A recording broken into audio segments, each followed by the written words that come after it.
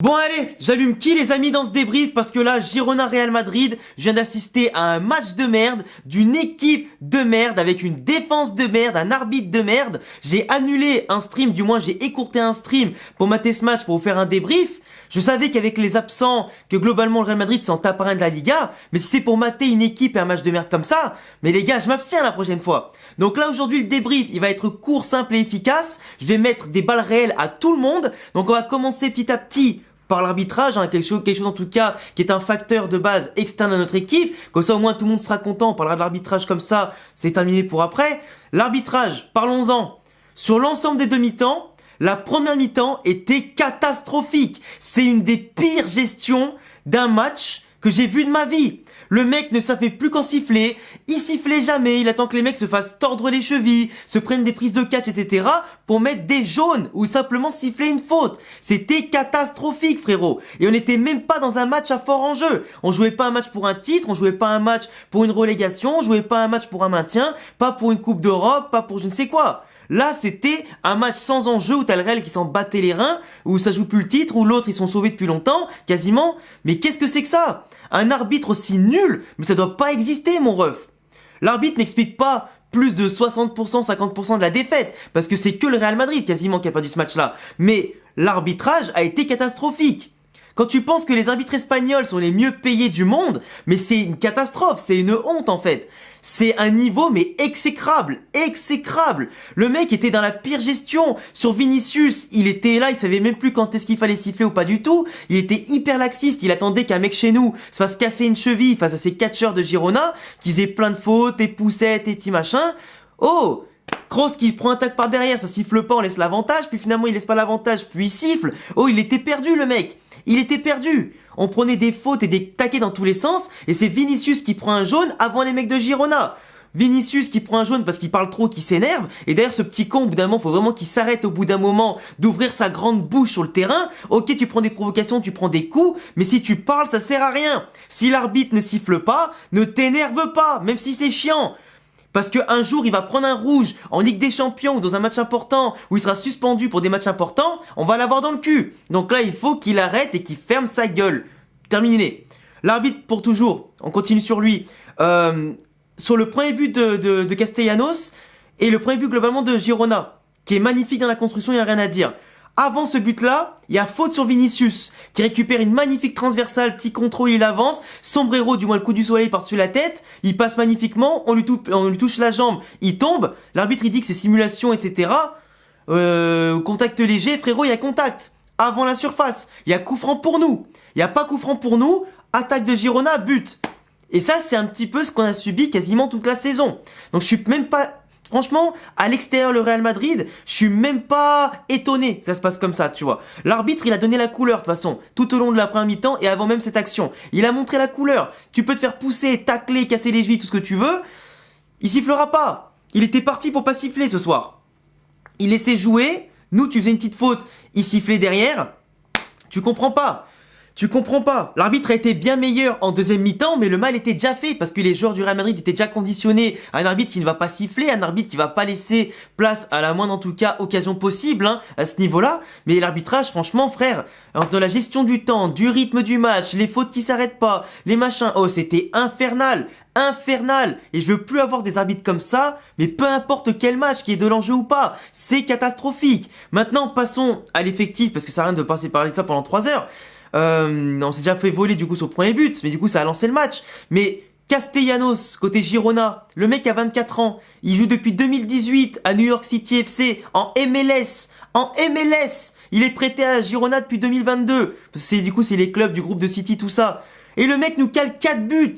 Mais 24 ans, tu mets 4 buts au Real Madrid, tu peux être que royal, frérot. Moi je le félicite, lui. Je le félicite parce que lui, incroyable sa soirée. Incroyable. Par contre, ce que je veux allumer, mais c'est toute la défense du Real. Que ce soit Carvajal, Militao, Rudiger, Nacho. Je vais rien dire sur Camavinga et Vasquez, les pauvres, parce que eux, ils ont pu que ramasser les pots cassés. Et encore, ils ont été pas mal quand ils sont rentrés. Mais les 4 autres, mais allez vous faire foutre. Désolé de le dire que ça comme ça. Vous êtes des rois en Ligue des Champions. En Copa del Rey, mais en Liga, vous avez fait de la merde ce soir. Ça a été une disaster class totale. Rudiger, erreur de placement sur le premier but, il couvre tout le monde. Après, tout le monde est totalement dépassé pour 2-3 passes qui étaient même pas une combinaison bien préparée avant ça, même si ça a entraîné un très beau but de Castellanos. Ils sont tous à la ramasse. Militao sur un long dégagement, il se fait avoir en vitesse et en puissance, et sur le placement du coup Lunin qui lui aussi fait une erreur monumentale parce qu'il sort pas couper la course de l'attaquant pour choper le ballon. Du coup il sort pas, il se prend le but entre les jambes. Sur le premier but il se le prend à bout portant, il peut rien faire. Donc bon, même s'il n'y avait pas Courtois aurait peut-être pu en sauver un ou deux, mais pas plus. Mais c'est vrai que Lunin, quand il prend l'intérim ce soir, pas assuré dans les sorties au pied, pas assuré dans les sorties tout court, avec les mains sur sa ligne ou quoi que ce soit, c'était catastrophique. Limite un tir cadré, c'était un but pour sa pomme. Mais sur le troisième but, c'est une erreur de toute la défense. À peine le début de la deuxième mi-temps, tu t'étais revenu à 2-1 juste avant, avec un Asensio qui fait une magnifique passe pour Vinicius qui plante. Qui est d'ailleurs le seul attaquant aujourd'hui à avoir été bon. Mais le troisième but, début de deuxième mi-temps, t'as les consignes d'Ancelotti du coach, t'as l'équipe qui est en place, tu sais que tu peux remonter et potentiellement gagner le match à l'extérieur malgré les absents. Et là tu vois toute la défense qui se fait passer, centre, personne n'intercepte, personne se jette dessus. Castellano qui lui a parfaitement pris le contre-pied de tout le monde, il marque à bout portant encore une fois. Lunin il peut rien faire là. La défense, Nacho et toute la clique, ils se font tous bouffer sur l'action. Tous bouffés, ils regardent nonchalant. La nonchalance incarnée ces mecs-là. Militao encore une fois sur le quatrième but.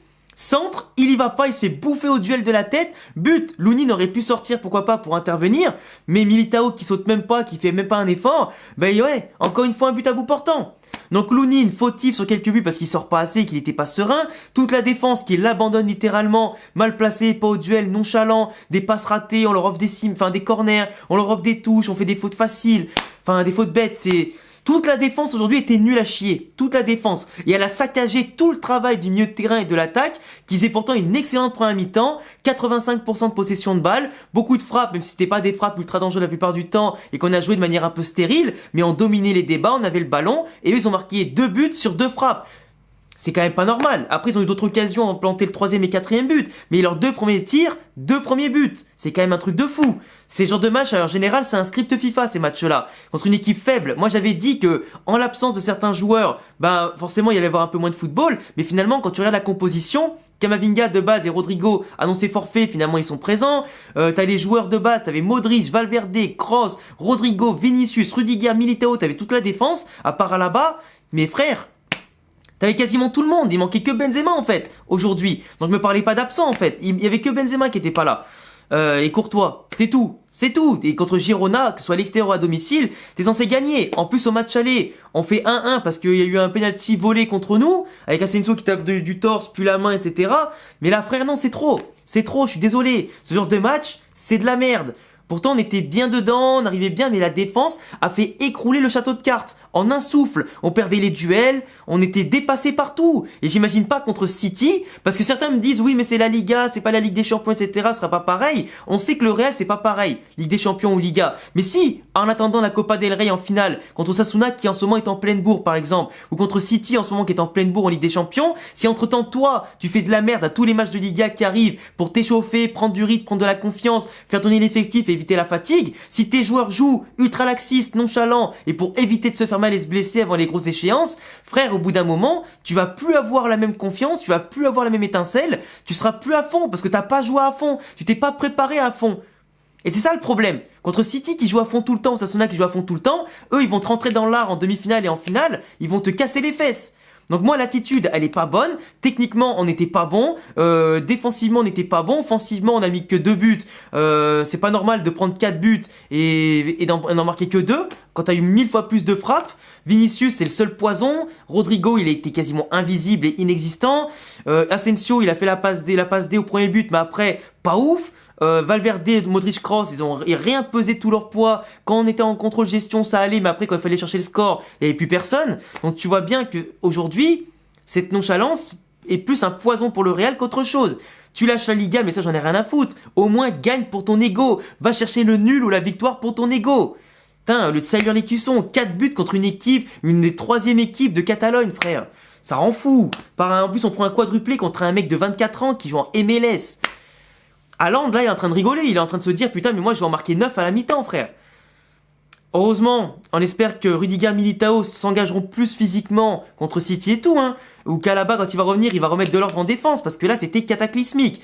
Enfin bref, tu sais quoi, je vais arrêter le débrief ici, parce qu'il n'y a plus rien à dire, en fait. Il n'y a plus rien à dire, qu'est-ce qu'il existe de plus? J'ai donné les principaux éléments, je vous laisserai me dire en commentaire ce que vous en pensez.